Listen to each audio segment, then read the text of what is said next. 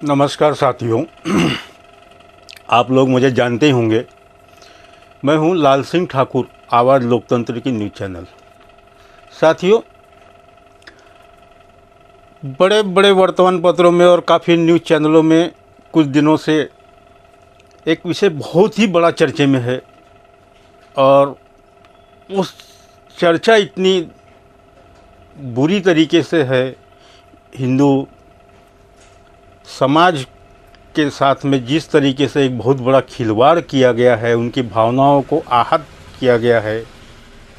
हमारे देश में 300 साल तकरीबन पुराना तिरुपति तिरुमला देवस्थान के प्रसाद में जानवरों का वसा। ऐसे सोच सकते हो, हिंदू समाज एक ऐसा समाज है जो आज वर्तमान पत्रों में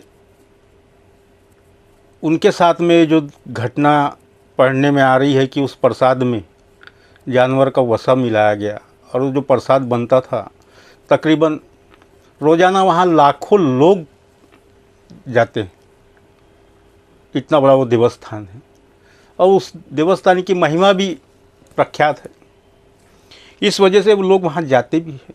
और हमारे देश में सबसे बड़ा मंदिर और सबसे रईस, जहाँ पे जितना चढ़ावा आता है उतना बड़ा अन्य तमाम मंदिरों में कहीं नहीं होता, कहीं नहीं चढ़ाया जाता जितना तिरुपति तिरुमला देवस्थान में लोग दान करते हैं। जो लोग लहसुन प्याज तक नहीं खाते, आज उनको प्रसाद के रूप में जानवर का वसा मिला करके प्रसाद जो बनाया जा रहा हो खिलाया गया। और इसकी जानकारी भी वहाँ के जो मुख्यमंत्री है, उन्हें जब जानकारी इसकी हुई तो देखने में यह आया, जो कि एक मुख्यमंत्री है, और जब उनको इस तरीके से कोई जानकारी मिलती है और इस तरीके से कोई शिकायत अगर उनके सामने आती है कि लाखों लोगों की भावनाओं के साथ में एक बहुत बड़ा खिलवाड़ किया गया है, और जो प्रसाद मंदिर में बनाया जा रहा है, जो लड्डू बनाया जा रहा है, उस लड्डू में घी के जगह में जो डुप्लीकेट घी आ रहा है, जिसकी तकरीबन वहाँ टेंडर के अनुसार 300, सवा 300, 340 के अनुसार वो घी जो कंपनी उन्हें सप्लाई कर रही है उसमें मिलावट है। उन्हें ये जब जानकारी मिली तो ये उनकी नैतिक जवाबदारी थी कि सबसे पहले उसकी जांच करवाए और उस कंपनी को सील करवाए। और सलाखों के पीछे वो घी बनाने वाली जो कंपनी थी, जिन्होंने लाखों लोगों के साथ में खिलवाड़ किया, उनका धर्म भ्रष्ट किया, हिंदू संस्कृति के ऊपर बहुत बड़ा उन्होंने एक घोर महापाप का कार्य किया, उनको सलाखों के पीछे भेजना चाहिए था। लेकिन देखने में ये आया,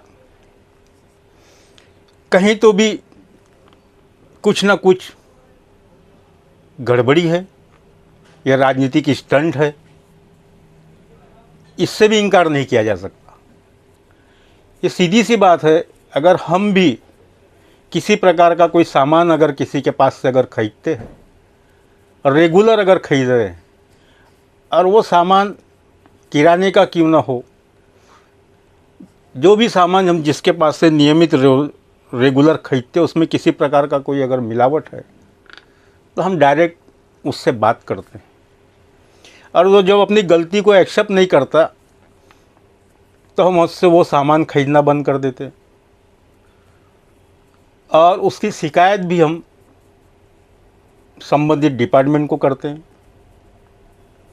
लेकिन उसकी शिकायत तुरंत तो मौजूदा हालात में नहीं की गई, और वर्तमान में भी अभी की गई या नहीं की गई, इसकी कोई जानकारी पुख्ता न वर्तमान पत्र में भी आई है, न न्यूज़ चैनलों में आई हुई है। तो साथियों, ये तो जग जाहिर है कि पहले जो भी छोटे मोटे मंदिर रहा करते थे, वहाँ पे जो भी पुजारी रहा करते थे, उनमें एक श्रद्धा भाव रहा करता था, और जाने वाले जो नागरिक गण रहते थे उनमें एक श्रद्धा भाव रहा करता था। वो अपने हाथ से उठा करके एक चिरौंजी का दाना भी दे देता था, और देते थे तो लोग बड़े आस्था के साथ में उस दाने को प्रसाद के रूप में ग्रहण करते थे। जस जस उस मंदिर में लोगों का आना जाना बढ़ता रहा और उस मंदिर में विकास होते गया और होते जाता है, तो उस तरीके से वहाँ पे टीम भी बढ़ती जाती है, उसकी देख रेख के लिए भी तमाम नियोजन किया जाते हैं। उस तरीके से वहाँ पे बॉडी का भी गठन होता है। उस तरीके से आज देश में हमारे कई मंदिर हैं। आपने देखा होगा शेगांव मंदिर, जो अकोला क्षेत्र के अंतर जिले के अंतर्गत आता है, वो भी हमारे यहाँ महाराष्ट्र में काफ़ी प्रख्यात है। शिरडी के साईं बाबा मंदिर काफ़ी प्रख्यात है। वहाँ के जो भी ट्रस्टी हैं उस तरीके से वहाँ रख रखाव करते हैं। नियमित रूप से वहाँ पे भी हज़ारों की संख्या में लोग जाते हैं। वहाँ जो प्रसाद बन रहा है बड़े आस्था के साथ ग्रहण करते हैं। लेकिन जहाँ पे लाखों की तादाद में लोग जा रहे हैं और वहाँ पर वहाँ का प्रसाद लड्डू है। जैसे गणेश टेकड़ी मंदिर जो होते हैं, गणेश भगवान के जो मंदिर होते हैं, वहाँ पे वहाँ का मुख्य प्रसाद मोदक होता है। उस तरीके से हर जगह हर देवस्थान का प्रसाद अलग अलग तरीके से जो बना हुआ है, जिसका वितरण किया जाता है। तो उसी तरीके से जब तिरुपति तिरुमला देवस्थान के प्रसाद में लड्डू का मुख्य प्रसाद माना जाता है और रोज़ाना वहाँ लाखों लड्डू बांटे जाते हैं, और ये जो लड्डू बनाए जा रहे हैं कुछ प्रमाण में तो उस मंदिर में बन रहे हैं और कुछ प्रमाण में अलग अलग जिन जिन लोगों ने टेंडर भरा हुआ है उसको बनाने का कार्य कर रहे हैं, वहाँ से वो सप्लाई हो रहा है। अब ये समझ लो कि उसके लिए भी वहाँ एक ट्रस्ट बना गया है जो ये सारी चीज़ों के ऊपर में नियंत्रण करती है। किसी को किसी भी काम का या सप्लायर का अगर काम देना है तो सबसे पहले उसका वो मंदिर की जो ट्रस्ट है वो उसका टेंडर निकालती है। सब जगह के जब कोटेशन वहाँ आते हैं उसके बाद वो तय करते हैं, निर्धारित करते हैं कि हमें किसको टेंडर दे पास करना है और किसके पास से क्या सामान मंगाना है। उसी तरीके से आज तकरीबन 300 साल तो करीब हो ही गए उस देवस्थान को, लेकिन उस मंदिर में टेस्टिंग लैब जो होना चाहिए वो अभी वहाँ उस मंदिर में कार्यरत नहीं है। टेस्टिंग के छोटी मोटी लैब है, जो बन रहा है उसको चेक करते हैं, उसकी शुद्धता चेक करते हैं, लेकिन जहाँ से जो माल बन के आ गया उसकी टेस्टिंग मेरे अनुसार, मेरे जानकारी अनुसार उस टेस्ट लैब में नहीं होती। अगर उस टेस्ट लैब में जो प्रसाद या जो लड्डू बाहर से जिन्हें टेंडर दिया गया है और वो बना करके भेज रहे हैं, अगर उस प्रसाद को मंदिर में जैसे ही आता है और भक्तगणों को वितरित करने के पहले अगर उसकी टेस्टिंग होती तो मुझे नहीं लगता कि ये मिलावट जो किया गया जानवरों का वसा वो पकड़ में नहीं आता। उसी तरीके से ये भी सुनने में आ रहा है कि वो घी में मिलावट किया जा रहा है। अब जब घी में मिलावट किया जा रहा है तो वो घी भी जिनके यहाँ लड्डू बन रहा है उनके यहाँ यूज किया जा रहा है या इस्तेमाल किया जा रहा है। तो क्यों ना इसको गंभीरता से वहाँ के ट्रस्टी और जो भी वहाँ वर्तमान में सरकार है उन्होंने उसको लेना चाहिए था। पुराने जो ट्रस्टी हैं थे उन्होंने तो चैलेंज भी किया। बी मदन मोहन रेड्डी ये पुराने ट्रस्टी थे, ये जिसके वो अध्यक्ष थे, अभी वर्तमान में नए ट्रस्टी है। इन्होंने तो खुली चुनौती भी दी कि वर्तमान में भी जो आरोप लग रहे हैं मंदिर के प्रसाद में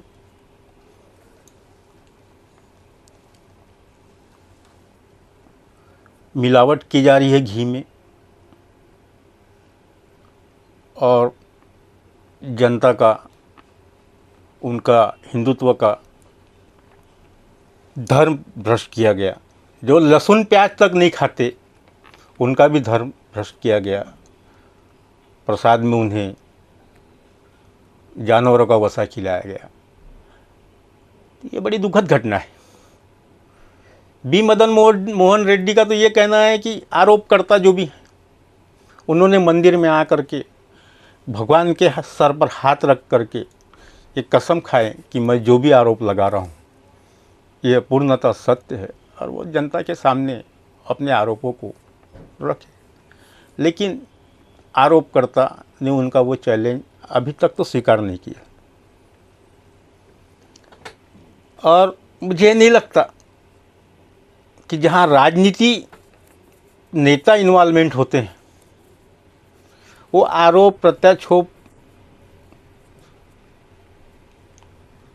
कि उनके पास में बड़े बड़े हथकंडे होते हैं, और ऐसे हथकंडे ये तभी इस्तेमाल करते हैं जब चुनाव का माहौल होता है। और ये सभी जानते हैं कि अब ये चुनाव का माहौल है, हिंदुओं की भावनाओं को कैसे ठेस पहुंचाया जाए ये सभी जानते हैं, क्योंकि ये नेता लोग उतने शातिर होते हैं। आपने देखा होगा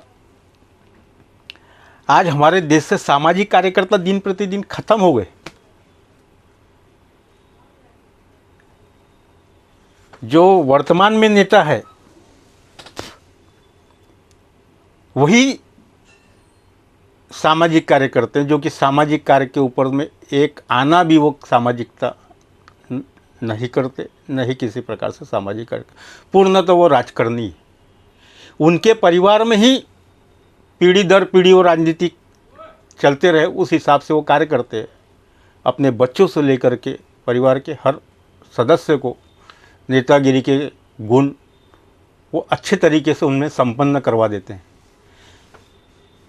ताकि वो 60, 70, 75, 80 साल के हो जाएं तो उनके परिवार में से ही कोई उनकी पीढ़ी दर पीढ़ी चलते रहे, उस तरीके से वो तैयार कर लेते हैं। कहीं कहीं बार इसकी दबे ज़बान से चर्चा भी होती है, लोग विरोध भी करते हैं कि हम 2500 साल से राजनीतिक पार्टी में जुड़े हुए हैं। सामाजिक कार्य जो पार्टियों में जुड़े रहते हैं उनके कार्यकर्ता करते हैं, क्योंकि वो जनता के साथ जुड़े रहते हैं। वो जनता की समस्याओं को लेकर के जब उन नेताओं के पास जाते हैं तो उन्हें सिर्फ आश्वासन के सिवा और लॉलीपॉप के सिवा कुछ नहीं मिलता। लेकिन यही नेता जो आमदार बनते हैं, सांसद बनते हैं, मंत्री बनते हैं,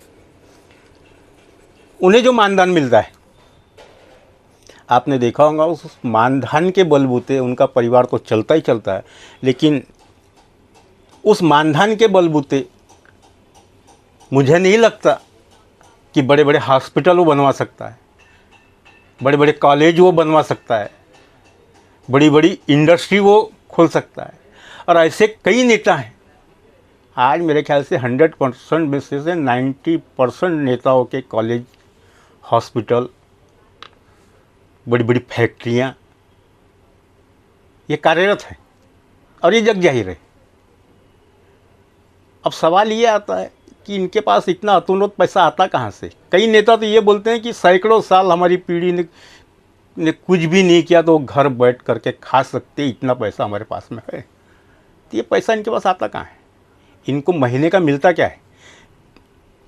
किसी को 50,000, 25,000, 70,000, उसके अलावा बाकी के भत्ते सब जोड़ जाड़ के ही मिलाया जाए तो लाख रुपए महीना, साल के 12,000, 12 लाख रुपए। पर उसमें सारे खर्चे अगर माइनस किए जाए उनके खुद के, तो उनके पास बचता क्या है?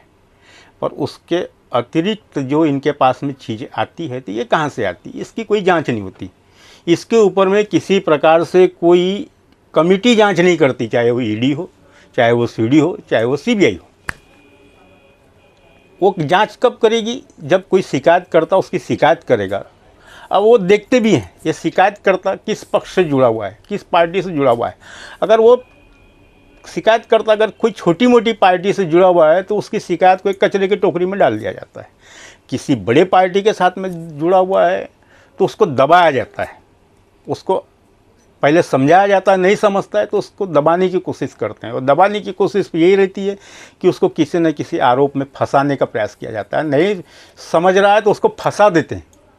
झूठ मूठ के आरोप लगा करके उसको फंसा देते, उसको जेल भिजवा देते। ऐसे कई मामले उजगार भी हुए हैं और न्यायालय में चल रहे हैं। और न्यायालय तो सभी को पता है कि एक बार न्यायालय में गया मामला तो 10, 20, 25 साल की फुर्सत है, फिर वो उसमें लग जाता है। अगर वो गिरफ्तार हो गया तो फिर वो लग जाता है जमानत की प्रक्रिया, फलानी प्रक्रिया, उसमें जैसे तैसे वो बाहर निकलता है तो उसके ऊपर में भी कई प्रकार के न्यायालय आदेश दे देता है कि आप यहाँ नहीं जा सकते, आप देश से बाहर नहीं जा सकते, आप इस मामले पे किसी प्रकार की प्रेस कॉन्फ्रेंस नहीं ले सकते। दुनिया भर के उसके ऊपर आरोप लगा देता है, बंधन बांध देता है। और जिसकी सत्ता रहती है, सारा सुख, सारे हथकंडे वो अपने तरीके से इस्तेमाल करता है। और वो भी मौजूदा हालत में देखा भी जा रहा है। भारतीय जनता पार्टी जो है आज केंद्र में सत्ता पे बैठी हुई है। 2014 में केंद्र में जिस समय सत्ता में भारतीय जनता पार्टी बैठी, उस समय उसके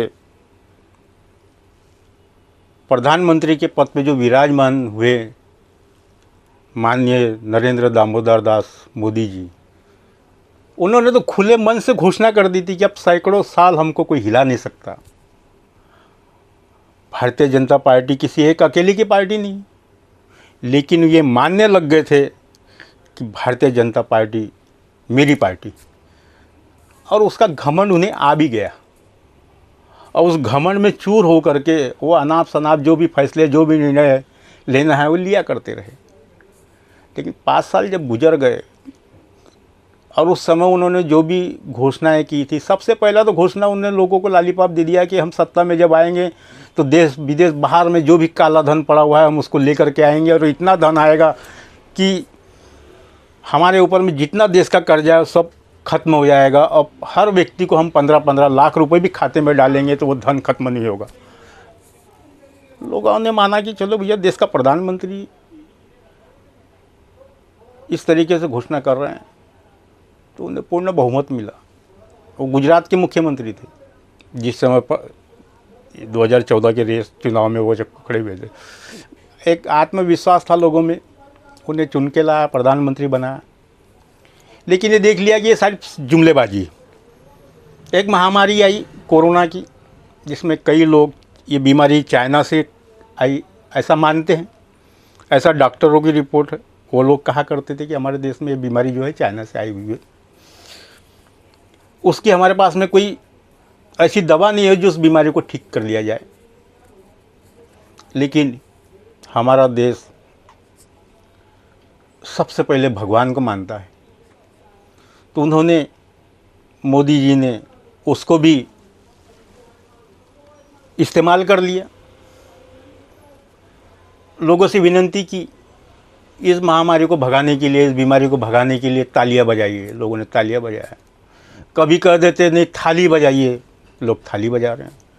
कभी कह देते नहीं दिया जलाइए, करोड़ों की तादाद में लोग दिए जला रहे हैं। यानी जो मन में आया वो जनता से करवाते गए, लेकिन वो बीमारी भागने का काम।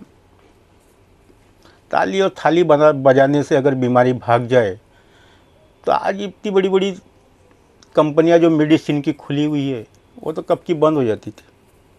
इतने बड़े बड़े डॉक्टर जो पढ़ाई करके डॉक्टर बने हुए, डिग्री लिए हुए, वो अपना उपचार करना बंद कर देते। पेशेंट को ये बोलते थे कि आज तुम कबड्डी खेल लो, आज तुम कुश्ती लड़ लो, तुम्हारे हाथ पैर में दर्द है ना, कुश्ती लड़ो, दर्द खत्म हो जाएगा। ये सब फालतू की ढकोसले।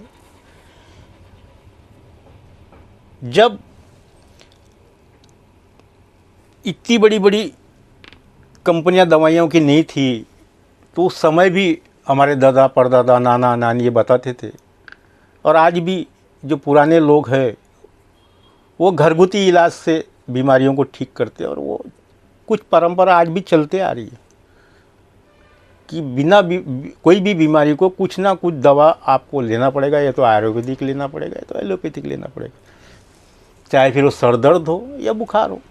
लेकिन ताली और थाली बजाने से किसी का सर दर्द और बुखार तो ठीक नहीं हो सकता। ये सबके समझ में आ गया कि मोदी जी ने एक जुमला फेंका। और वर्तमान में अभी सरकार उन्हीं की है।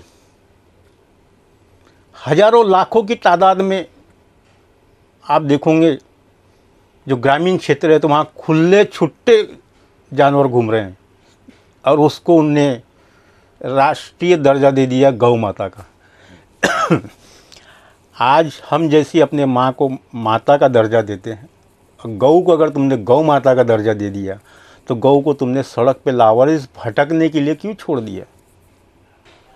सबसे ज़्यादा खबरें यूपी और बिहार से आती हैं कि रोज़ाना हज़ारों की तादाद में गाय लापता हो जाती हैं, कट जा रही। और इसके लिए जो हमारे हिंदू समाज के युवा कार्यकर्ता हैं या काफ़ी जो सक्रिय रूप से संगठन बना करके काम कर रहे हैं, वो उन्हें अगर पकड़ते भी हैं, वो जो गौ रक्षक गौ माता की तस्करी कर रहे हैं, काटने के लिए हमारे यहाँ से दूसरे देशों में उसको पलायन भेज रहे हैं ट्रकों में भर करके। ट्रकों में बोरों में जैसे भूसा भरते हैं वैसे ट्रकों में गौ माताओं को ठूसा जा रहा है। इस तादाद में ठूसते जैसे कोई भूसा भर दिया है बोरों में, उस तरीके से गौ माताओं को ट्रकों में ठूस कर भरा जाता है। और उसकी तस्करी करने वालों को जब हमारे हिंदू समाज के सामाजिक कार्यकर्ता एक संगठन बना करके उसका विरोध करते हैं, उसको पकड़ते हैं, तो उन्हीं के ऊपर में केसेस लाद दी जाती है, और जो तस्करी कर रहा है उन लोगों को खाना पूर्ति करके छोड़ दिया जाता है। ये तो जग जाहिर है।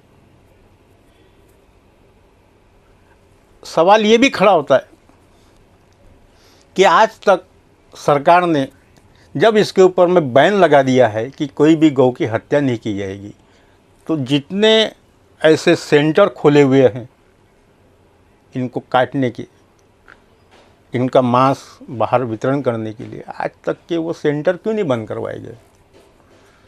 इसलिए नहीं बंद करवाए गए कि सबसे ज़्यादा चंदा इनको वहीं से मिलता है, और ये वर्तमान में दिख ही रहा है कि उस प्रसाद में जानवर का वसा है। और जानवर का वसा है तो ये सभी समझ रहे हैं। हिंदू धर्म के अंतर्गत अगर एक बकरे का अगर गोश्त खरीदने जाता है आदमी, तो आज उसको 750, 800, 900 रुपये किलो मिलता है। और उसके अंदर जो चर्बी होती है, एक बकरे के अंदर मेरे ख्याल से 250 ग्राम या 1-1.5 पाव के करीब होती है। लेकिन ये जो बड़े जानवर हैं, इनके अंदर चर्बी का प्रमाण 5 किलो के ऊपर होता है।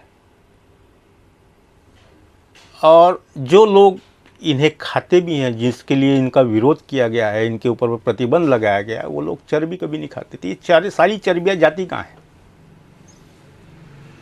किसी न किसी इंडस्ट्री में, फैक्ट्री में सप्लाई की जा रही है।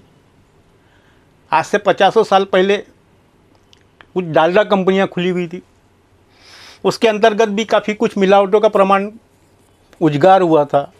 आज वो डालडा कंपनी के ऊपर बैन हो गया, वो बंद हो चुकी, कि उसमें बेताशा ये सारी चीज़ों का मिलावट रहा करता था।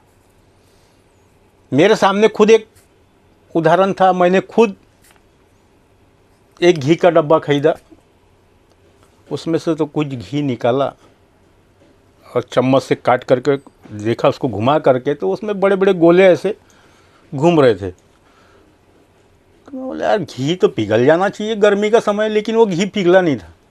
तो मैंने चम्मच से उस घी के डब्बे में से निकाला एक डल्ला, एक न्यूज़पेपर लिया, उस पर रखा, उसको भर धूप में रख दिया था। ये मेरे ख्याल से 15 साल पहले की बात होगी। भरे गर्मी के अंदर मई महीना रहा होगा, लेकिन वो डल्ला 1-1.5 घंटा 2 घंटा धूप में रखने के बाद में भी नहीं पिघला। तो इसका मतलब क्या है? ये आप भी समझ रहे हैं, मैं भी समझ रहा हूँ। जब 15-20 साल पहले भी इस तरीके से मिलावट थी, तो इसके पहले से मिलावट चलते आ रही है। और प्रसाद में इस तरीके से मिलावट करना और जनता के साथ में मजाक उड़ाना, ये बहुत ही घिनौना काम किया जा रहा है। मेरी भी और चैनल के माध्यम से आम जनता से विनती है कि अब मौजूदा हालत में जो चीज़ें चल रही हैं उसको ध्यान में रखते हुए ये सारी चीज़ों का मुंह तोड़ विरोध कर दिया आप लोग भी। और हर लोगों में ये जागरूकता फैलनी चाहिए। प्रसाद कोई 150 ग्राम या 200 ग्राम या 250 ग्राम का ही मिलना चाहिए अपेक्षा ना करते हुए, अगर हमको 5 ग्राम का भी अगर प्रसाद, एक चुटकी भर भी अगर प्रसाद मिलता है भगवान का, तो उसमें हमें संतुष्ट होना चाहिए। और ये तमाम जो मंदिर हैं इस तरीके से भव्य रूप से, वहाँ के जो भी ट्रस्टी हैं उन्होंने भी इस पे भरसक ध्यान देना चाहिए। आज बड़े दुख की बात है, 300 साल पुराने तिरुपति तिरुमला देवस्थान के प्रसाद की जिस तरीके से देश में चर्चा बन गया है वो दुखद घटना है। इसको वर्तमान की सरकार तो संज्ञान लेगी या नहीं लेगी, और इसमें सम्मिलित जो भी लोग हैं, चाहे वो राजनीतिक पार्टी से जुड़े हों या ना जुड़े हों, या जो भी कंपनियां हैं, सबको सलाखों के पीछे इन लोगों ने भेजना चाहिए। इनकी नैतिक जवाबदारी है। अगर ये नहीं करते हैं तो विपक्ष में बैठे अन्य तमाम दलों के जो भी नेता हैं उनकी भी ये नैतिक जवाबदारी है कि इस मामले को उनने भी विरोध करना चाहिए। देश में हमारे हाई कोर्ट, सुप्रीम कोर्ट है, वहाँ पिटीशन दायर करना चाहिए और जो दोषी व्यक्ति है उनको सलाखों के पीछे भेजना चाहिए, ताकि भविष्य में दोबारा कभी अन्य कोई मंदिर में, अन्य कोई देवस्थान में ऐसी दुखद घटना न घटे। और जहाँ पे बड़े लेवल से मंदिरों में लोगों का आवागमन है, वहाँ प्रसाद का वितरण किया जा रहा है, तो वो प्रसाद बाहर से मंगवा करके टेंडर निकाल करके ना किया जाए। वो प्रसाद का निर्माण उन्हीं के यहाँ किया जाए और उसके लिए उस मंदिर में ही टेस्टिंग लैब होना अनिवार्य कर देना चाहिए। तब ही उस टेस्टिंग लैब से उस प्रसाद का जो भी निर्माण हुआ जा रहा है, उसमें जो भी सामग्री मिलाई जा रही है, उस टेस्टिंग करने के बाद ही उसको प्रसाद रूप में जनता को वितरित करना चाहिए। धन्यवाद साथी।